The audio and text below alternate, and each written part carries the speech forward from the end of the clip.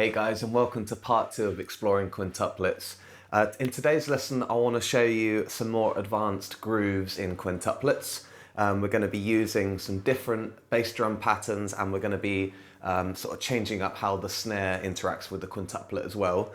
But just before we get started, do make sure that you've seen part 1 of exploring quintuplets, because you'll want to make sure that you feel comfortable with actually performing a quintuplet in amongst a normal groove situation. So go and check that out on YouTube. And secondly, before you start, make sure you download the sheet music, which is in the YouTube description on this video. So print it out and get ready to play along with me. So I've got 6 examples I want to show you today, and they all kind of flex your bass drum and snare drum skills within a quintuplet. So if we look at exercise 1, it picks off right from it picks up from where we left off in part 1, which is where we're going to keep our hands up on the hi-hat, and we're going to play a few unique bass drums in amongst the quintuplet.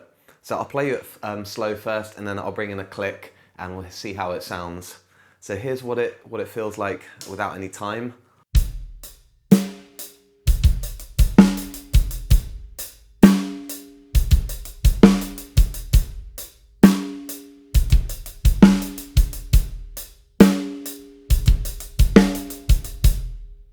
So as you can hear there, you just have to be conscious of where your bass drums are playing in amongst the quintuplets on the hands.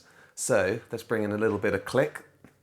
I'm going to go a little bit faster than part 1, so we're going to start at 75 BPM and we'll groove it a few times.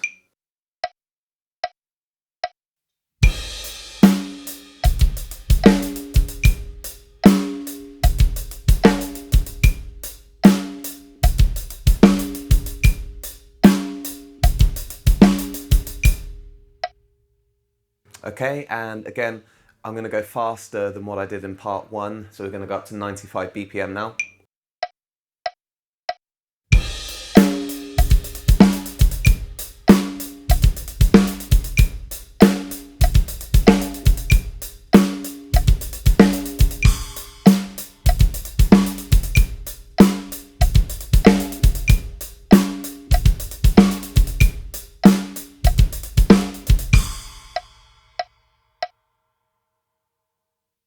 Okay, so that's example 1.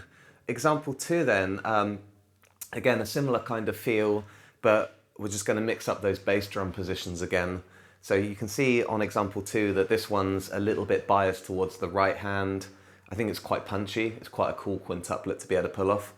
So here it is, nice and slowly without a click.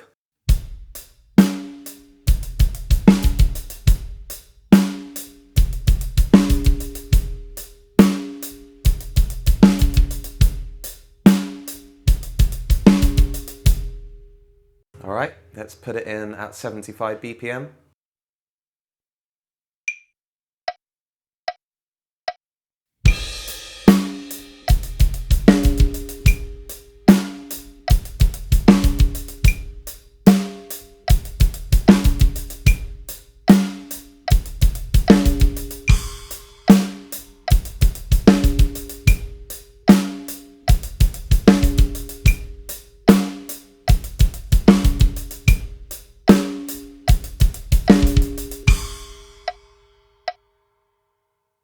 Okay, and we're going to push it up to 95 BPM.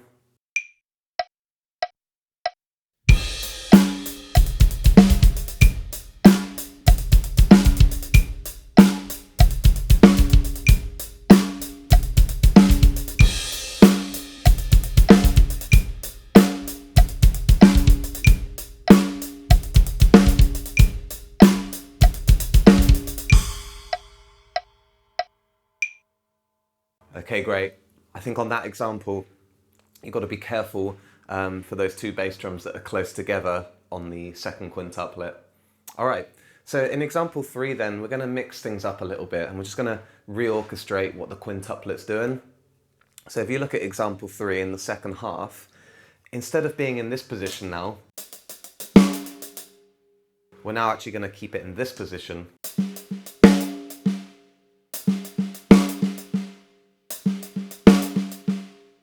So you get like this kind of new texture. It's quite funky playing a quintuplet like this. But the first quintuplet obviously leads on the hi-hat, and then the second quintuplet ends up striking the snare.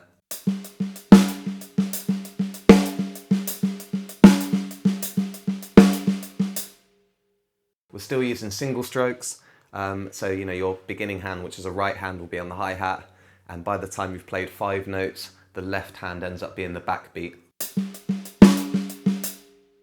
Alright, so example 3, other than that, is fairly straightforward, just bass drums on 1 and 3 like this.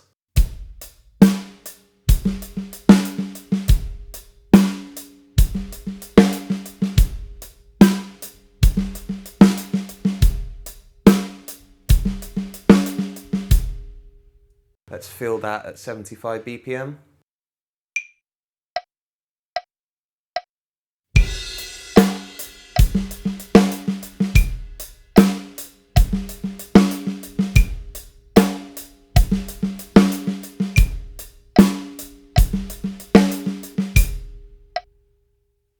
So pretty straightforward. Let's try it at 95.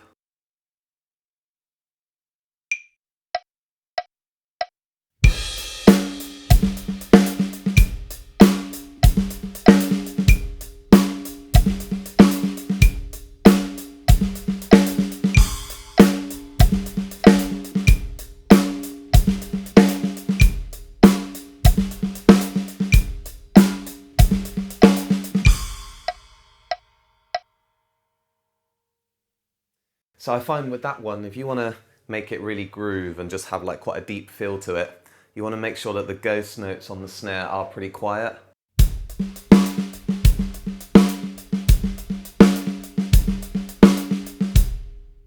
And you'll notice that just the depth of the groove is a bit greater. Okay, so for the remaining 3 exercises, 4, 5 and 6, we're going to explore bass drum positions using that hand, the new sort of hand position, okay? So example 4, this is a bit of a tricky one. It's deceiving this because it has quite a lot of bass drums on the left hand. So I'll play it slowly for you first and then we'll build it up with the click.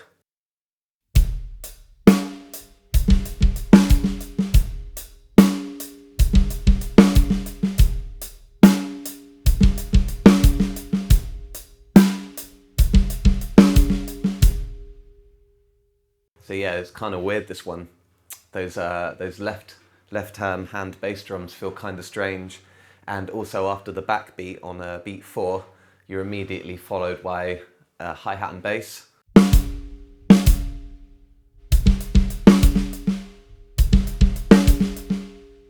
So yeah, it's kind of strange, that little fragment. But let's try and feel it to a click. It's really going to help your awareness with a quintuplet.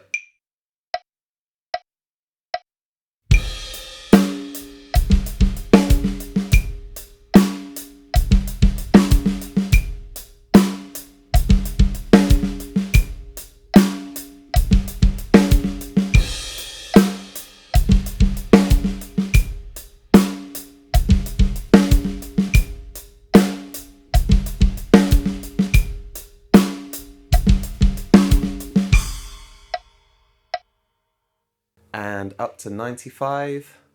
Again, just be really careful about the bass drum placement. It's so sharp.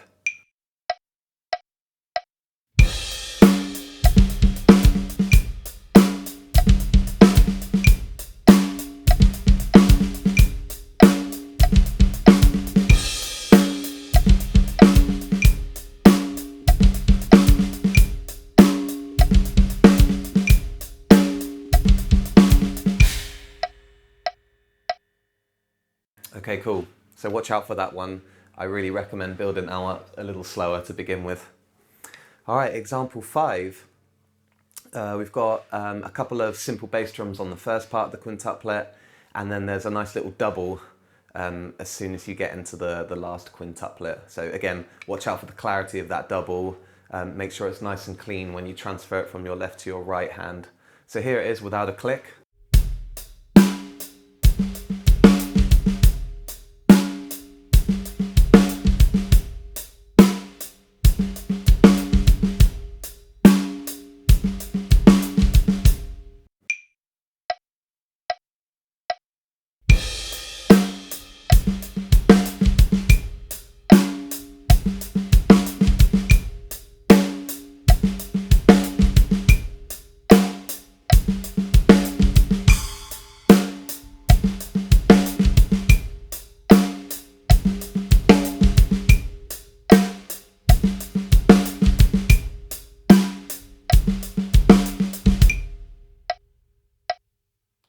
cool, let's try it at 95 BPM.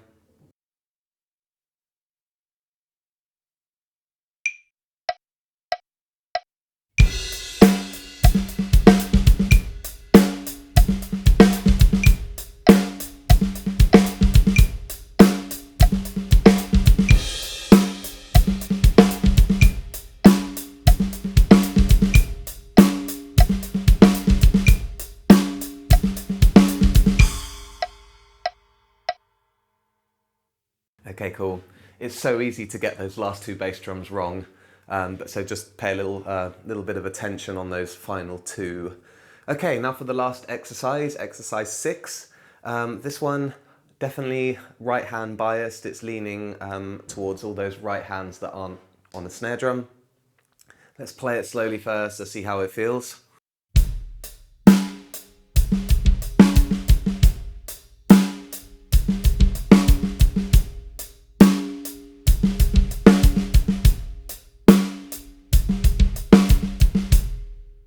All right, wicked. Let's go for 75 BPM.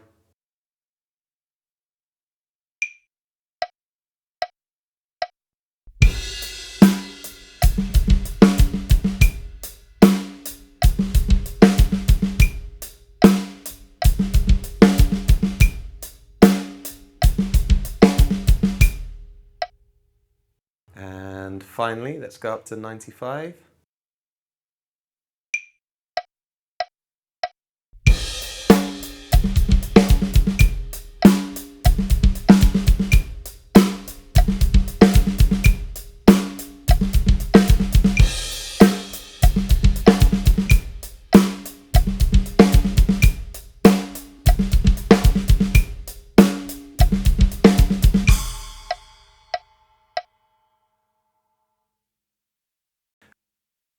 Okay, so that's all I've got to show you in part 2 of exploring quintuplets. You could certainly try making up some of your own quintuplet grooves using this kind of format. All I'm really doing is just mixing up the bass drums and exploring sort of the positions that you can play them within a quintuplet. You can groove them for longer, so I'm only sort of doing half a bar's worth, so you could continue stretching it out if you want to test your skill with them. But other than that, that's exploring part 2 of quintuplets. Be sure to ask me any questions if you have any in the YouTube comments below. Feel free to hit me up if you want to see some different content. It's completely up to you. I've got more parts coming up on exploring the quintuplet, so be sure to check back every few weeks. And finally, check out my social media, Instagram, Facebook, Twitter, all that kind of stuff, and hit subscribe. Anyway, good luck guys. I'll see you in the next video.